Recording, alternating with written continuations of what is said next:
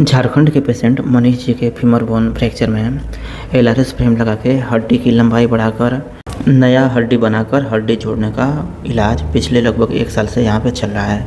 इनके इन एक्सरे में क्रमशः हड्डी की लंबाई बढ़ाने और नया हड्डी बनने की प्रक्रिया को देख सकते हैं। इनके हड्डी के गैप में धीरे धीरे कैल्शियम जम के अब हड्डी का रूप ले लिया है। इनके पैर में काफ़ी अच्छी मजबूती आ गई है। फ्रैक्चर वाले पैर की लंबाई दूसरे पैर के बराबर हो गई है। और ये अगर हम इनके केस को शुरुआत से देखें तो ये इनका शुरुआती 2024 का एक्सरे है जब इनको फ्रैक्चर हुआ था। तो इसमें हम देखें तो ये फ्रैक्चर हुआ था आपके? जी सर, इसके बाद उसने पोपेन फ्रैक्चर था सर। ये आपके फ्रैक्चर था ना जी, इसमें प्लेट डाल दी। फ्रैक्चर की स्थिति थी, ये फ्रैक्चर था और ये आपका शुरुआती ऑपरेशन था ना जी, तो जो बंगाल में हुआ था। बंगाल में हुआ था। इसमें इन्फेक्शन बन गया था? जी सर, 2 महीने के बाद इन्फेक्शन आ गया। 2 महीने के बाद आ गया जी। फिर ये स्थिति है आपके एक फोटो, ये पहले का ही है आपके हमारे पास आने से पहले का इन्फेक्शन हो गया तो सर के पास जाते रहे तो सर बताएं कि ड्रेसिंग करो छूट जाएगा, ड्रेसिंग करो छूट जाएगा। इसी तरह काफ़ी समय बीत गया, साल भर हो गया। साल भर होने के बाद तब हम सोचे क्या यहाँ नहीं होने वाला। मनीष भाई बैठे हैं हमारे साथ। इनका जो मामला है वो फीमर की बोन के इन्फेक्शन से संबंधित है। फीमर की बोन में इन्फेक्शन और हड्डी में गैप थे। जब मनीष जी हमारे पास आए, झारखंड से हैं मनीष जी, जब हमारे साथ पास आए थे जब ये इनका एक्सरे था, इस एक्सरे में बीच में एंटीबायोटिक बोन सीमेंट स्पेसर इनके था और ये ऊपर फीमर की हड्डी और ये नीचे फीमर की हड्डी में इतना इनके गैप है। साथ में इनके एक घाव था जिसमें से इनके कुछ रिसाव आता था। तो हमारे पास आए थे जब तक कितने ऑपरेशन हो चुके थे? 5 ऑपरेशन हो गए थे। 3 ऑपरेशन बंगाल में हुए थे सर, 2 प्लास्टिक सर्जरी हुई और 1 में प्लेट डाली और उसके बाद 2 महीने के बाद इन्फेक्शन हो गए सर। तो 2 महीने के बाद इन्फेक्शन जब हुए तो डॉक्टर के पास गए तो बोला कि ड्रेसिंग करो, सफाई करो, ठीक हो जाएगा।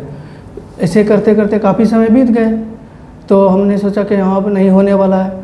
तब बिहार में हम लोग का भागलपुर ज़िला पड़ता है तो वहाँ गए, वहाँ डॉक्टर साहब से मिले तो डॉक्टर साहब बोले कि 3 ऑपरेशन होंगे।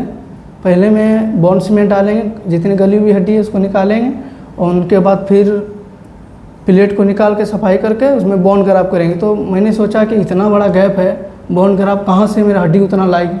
तो मैंने फिर वहाँ पे सोचा नहीं, तब फिर भरतपुर का वीडियो मैंने बहुत काफ़ी दिन से देख रहे थे सर। हम 24 जुलाई में 2024 में हम देख रहे थे आपका वीडियो। तो भाई को बोले तो बोला कि भाई बहुत दूर है, इधर हो जाते हैं ठीक तो अच्छी बात है। डॉक्टर साहब बोले कि ड्रेसिंग करो ठीक हो जाएंगे।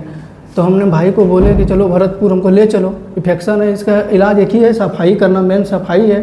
तो मेरा भाई बोला कि बहुत दूर पड़ता है, कैसे जाएं, मुश्किल हो जाएगा। तो डॉक्टर साहब के पास गए तो डॉक्टर साहब जब भी एक्सरे देखते थे बोलता था बहुत अच्छा है, बहुत अच्छे है, जुट रही है हड्डी। तो ऐसे डॉक्टर साहब बोलते थे तो हम लोग को विश्वास हो जाते थे तो हम लोग रह गए। तो फिर काफ़ी समय जब बीत गए, एक साल कंटिन्यू वहाँ बीत गए बंगाल में। तब वहाँ से फिर बिहार गए भागलपुर में तब 3 ऑपरेशन बोले तो वहाँ 2 ऑपरेशन करा लिए। वहाँ फिर बोला कि बोन ग्राफ्ट करेंगे। तो हमने सोचा इतनी बड़ी गैप में बोन ग्राफ्ट कहाँ से होगी। तब वहाँ से फिर हम भाई को बोले कि जाओ भरतपुर एक बार डॉक्टर साहब से मिलने। आपका बीच में आया था मेरा भाई मिलने के लिए, तो आपने सलाह दिया तो उसके बाद हम यहाँ आए। यहाँ पे आके हमको बहुत अच्छा लगा, बहुत संतुष्टि हुई यहाँ पे इलाज करा के। मनीष जी के यहाँ चले इस 1 साल के इलाज में इनके हड्डी की लंबाई बढ़ाकर आवश्यक लंबाई प्राप्त कर ली गई है। इनके दोनों पैरों की लंबाई अब बराबर हो गई है। इनके यहाँ हुए इलाज के ये कुछ एक्सरे हैं। इन एक्सरे में आप हड्डी का गैप भरने, नया हड्डी बनने, कैल्शियम जम के मजबूत होने की प्रक्रिया को आप देख रहे हैं। इनके पैर में अब काफ़ी अच्छी मजबूती आ गई है। उम्मीद है इनका इलाज अब बहुत जल्द पूरा हो जाएगा और इनके पैर से, इनके फीमर बोन से एलआरएस फ्रेम निकाल दिया जाएगा। इनके रिकवरी अपडेट पे हम फ्यूचर में भी वीडियो लेकर आएंगे। ठीक है दोस्तों, मिलते हैं अगली वीडियो में। नमस्कार, जय हिंद।